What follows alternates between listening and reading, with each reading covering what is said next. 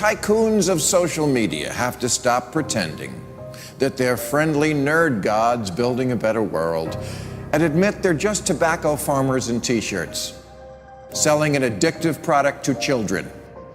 Because let's face it, checking your likes is the new smoking. Philip Morris just wanted your lungs. The App Store wants your soul. There are 2 billion people, more than 2 billion people on Facebook. That's more than the number, it's about the number of notional followers of Christianity. People check their phones 150 times a day, the millennial sort of audience. And so if you think about it, from the moment you wake up, it's like you're jacked in to this environment. And thoughts start streaming into your head, designed by a few technology companies. What we find is the typical person checks their phone every 15 minutes or less, and half of the time they check their phone, there's no alert, no notification. It's coming from inside their head telling them, gee, I haven't checked in Facebook in a while. I haven't checked on this Twitter feed for a while. I wonder if somebody commented on my Instagram post. That then generates cortisol, and it starts to make you anxious, and eventually your goal is to get rid of that anxiety, so you check in. And apparently we feel stressed when we can't get our phone or when our battery is about to die. You probably know this feeling. And a research done in Australia among 3,000 people under the age of 30 found that 9 out of every 10 admit to feel this anxiety while having his battery dying.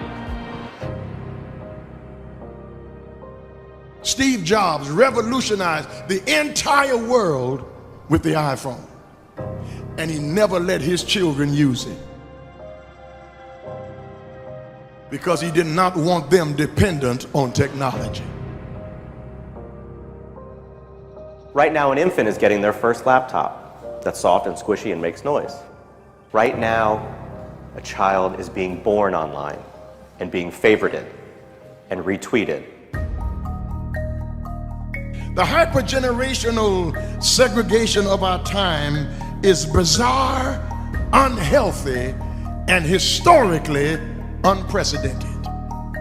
You've never seen the like of people sitting at a table in a restaurant not talking to each other because they're texting and using their Facebook and Instagram and Twitter, and they are at the table and don't even know each other. In the house and can't even talk to each other. And the pressure that's on us to be like everybody else is so great that everybody tries to live like they're in a reality show. As a culture, we don't have enough in common anymore. And that's because the internet, which was supposed to unite the world, has become too adept at serving us personalized content. Do you know what I saw on Yahoo's front page this morning? No, you don't, because mine isn't the same as yours. People get news feeds now that just spit back customized stories based on what we've clicked on in the past. We are great consumers, but poor producers. We will buy what we can't afford with money that we don't have to impress people we don't even know, trying to be like everybody else. Get off of Facebook and put your face in a book. Right now, a teenager is photoshopping their selfie because as a society, we're telling them they're not good enough. Right now, influencers encourage narcissism without knowing the breadth and depth of their impact on their audiences. Right now, 40,000 spectators are in an Olympic football arena watching a competitive esports competition because this is this generation's football match. There's always this narrative that technology is neutral and it's up to us to choose how we use it. This is just not true. Technology is not neutral. It's not neutral. They want you to use it in particular ways and for long periods of time because that's how they make their money. You don't realize it, but you are being programmed. It was unintentional, but now you got to decide how much you're willing to give up, how much of your intellectual independence.